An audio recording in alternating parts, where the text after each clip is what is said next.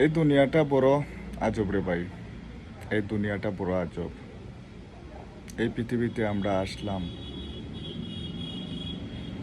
মাঝখানে কিছুদিন আমরা থাকবো, এরপরে আমরা চিরবিদায়ের জন্য চলে যাব। বাট সময়টা আমরা সেই সময়, মাঝখানের যে সময়টা আমরা পাইছি, সেই সময়টা আমরা কাকে দিচ্ছি? আমরা সেই সময়টা কাকে দিচ্ছি রে ভাই? আমরা সেই সময়টা খেলাইয়া রং তামাশা করে চলে যাব।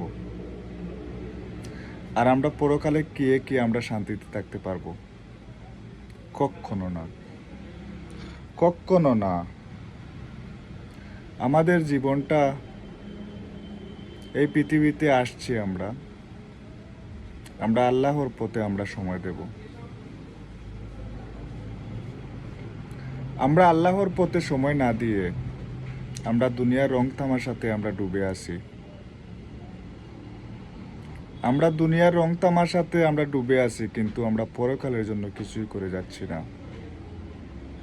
আমরা সব কিছু মনে করে যাচ্ছি এই পৃথিবীর মধ্যে, কিন্তু এই পৃথিবীটা কিন্তু আমাদের সব কিছু না রে ভাই। এই পৃথিবী থেকে চলে যেতে হবে। আর পরকালের সেই লং টাইম, সেই জীবনটা আমরা কিভাবে পাড়ি দেব? আমরা কিভাবে পাড়ি দিব সেই কাজটা আমরা করে যাচ্ছি না। আমরা আল্লাহকে ডাকি নাই, আমরা 5 ওয়াক্ত নামাজটুকু পড়ি না। আমরা সেই জায়গাতে আমরা গুরুত্ব দেই না, যেখান থেকে আমরা হেফাজতে থাকতে পারবো পরকালে গিয়ে।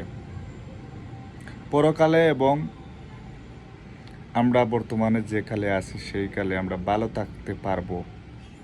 আমরা আল্লাহকে যদি ডাকি বা 5 ওয়াক্ত নামাজগুলা যদি আমরা আদায় করি, হালালভাবে হালাল রিজেক নিয়ে আমরা যদি চলি,